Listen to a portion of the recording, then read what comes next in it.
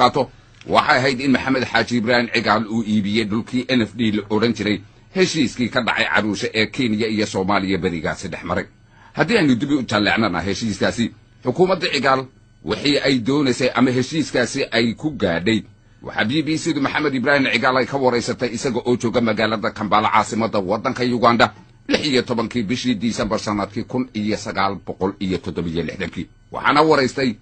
wariye markaasi ka tirsanaa BBC-da oo la oran jiray Ronald Robson waxaana su'aashiisii ay ahayd Your Excellency, your success in winning support for the Somalia-Kenya agreement has been hailed as one of the political feats of the year in Africa. What would you say was the most difficult part of its accomplishment? waxa uu yidhi mudane guusha aad ku guulaysatay taageero inaad u hesho heshiis dhexmara Soomaaliya iyo Kenya waxa si cad loogu amaanay inay ka mid tahay guulaha siyaasadeed ee ugu waaweyn ee Afrika sanadkan ay gaadhay maxaad ku tilmaami kartaa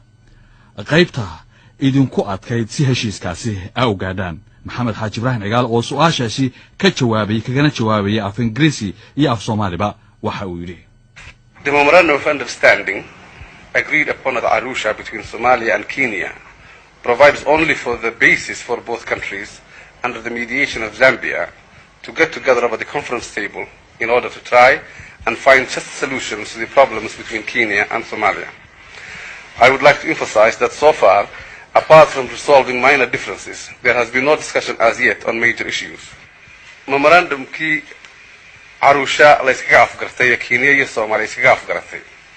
wuxuuna ahaa asaaskii ama gogoldhigii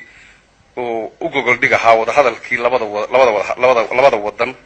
iyo Zambia oo u garsoori ay ku ballameen inay nabad iyo wada hadal arrinku wixii khilaafaadii dhaxyilay inay ku dhameystaan waxa doonayaan aad u cadeeyo xogaha ki yaraay khilaafaadha mooyaan arrinkii jawharada ahaa ee la isku hayay weli shaqadiisii lama bilaabin idaaradii saddexda wadan ka koobnayd ee la doonayay in la qabtana waxaan jeclahay maanta inaan idin sheego in maantadan dhismaheediina la isku afgartay arrimadii ay ku shaqayn lahayd iyo waxa ay ku shaqayn lahayd maanta la dhameeyo la isku la dhameeyay marka waxaan filayaa in haddaba imika shaqadii arrinkaas la guda geliyaan wuxuu noogu adkaama anagu haddaan reer Soomaaliya waxay ahayd inaanu ka raadino ama ka qancino Jomo Kenyatta inaanu arrinkani naga dhab yahay oo aan nabad wixii mashaakilka naga dhaxeeyaan wax inaan nabad lagu kala garbaxo inaan doonaynay taana waxay tahay inaanu ka dhaadhacinay shaqadii arrinka la bilaabay. Is there now complete accord in your parliament and in the Somali Youth League on the need to have friendship with your neighbors? wariye Ronald Robson waxa kale oo sida aad maqlayseen uu cigaal weydiiyay in baarlamaanka Soomaalida iyo xisbiga SYL oo talada hayay ay si buuxda isugu raacsan yihiin in saaxiibtinimo lala yeesho dariska Allahu naxariistay maxamed xaaji ibraahim cigaal waxa berigaasi isagoo arrintaasi ka jawaabaya oo markaasina haddana af Soomaali isla markiiba ku turjumaya uu yidhi The Somali National Assembly and the SYL party are in complete accord with the policies of the government in connection with our relations with our neighbors. This was evidenced by the resolution adopted by the National Assembly after an exhaustive debate which resulted in the government policies being given an overwhelming support. Baarlamaanka Soomaaliyeed iyo xisbiga wadanka maanta xukunkiisa gacanta ku haya aqlabiyadda lihi SYL labaduba waxay maanta dawladdu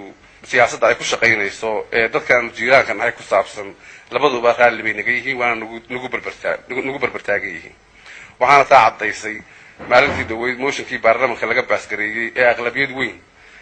la isku raacay in lagu aydo dawladdu wixii ay qabatay. What is the attitude of the people of Somalia? waa maxay aragtida ay dadka Soomaaliyeed ka qabaan arrintaasi ayuu wariyuhu weydiiyay waxaana uu kaga jawaabay Somalia having a working democracy, the attitude of the Somali people is reflected by their elected representatives in parliament. And therefore the measure of support which parliament has given to my government recently over this matter constitutes a mandate from the people. dalka Soomaaliyeed iyo dadka Soomaaliyeed waxa weeye dad dimuqraadiyad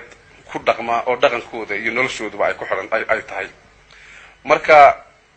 raqabada shacbiga Soomaaliyeed waxay tahay waxa had iyo jeer muraayad ah oo ay ka muuqataa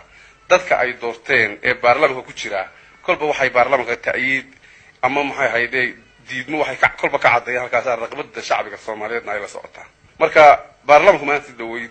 ta'yiidii uu dawladdeeda siiyey waxay ahayd ta'yiid shacbiga Soomaaliyeed ka socota laakiin ta'yiidda wuxuu lagu siiyey waxay ahayd oo si cad waliba loo cadeeyo lagu siiyey waxay ahayd wanaagga iyo walaalnimada aanu doonayno in mid nala garaysay nala aqoonsan yahay oo dadka aanu ka doonaynay maanta jaarkeennii iyaguna intooda ay gacanta soo fidinayaan oo ay walaalnimada iyo wanaagga ku nugula dhibgalayna doonayay inay yihiin ayay ahayd lagu siiyey intii marka dawladdeedani ay xukunka qabatay waxaanu aad iyo aad intii ka itaalka yaan isaga dhowray inaan naga soo baxaan hadallo loo tarjuman karo inaanu nahay dal aan lahayn oo ku duulaana inay naga soo baxaan waxaasan la isdiidsin karin sababta ay cilaaqaadka labada wadan ku xumaadeen waxay ahayd ta'yiidda dawladda Soomaaliyeed had iyo jeer ayidsan tahay dadkaas reer NFD raqabadooda ah inay helaan xaq taqliil masiir inay helaan waxa marka anaga diiladaydu maanta tahay guddidaas saddexda qolo ka dhisan ee maanta la dhisay inay u guntato arrinkaas oo ay iyadu noqoto tii lagu gaaro sidii loogu heli lahaa xal dadkoo dhan raali geliya oo lagu gaaro maxay ahayd heshiis wanaagsan laga gaaro arrinka sidii mudakaradii ka soo baxday caruusha ka soo baxday ay ku qorray barnaamijkeena maanta intaas ayuu ku dhayahay tan iyo kulantideena damba sida iyo nabadgelyo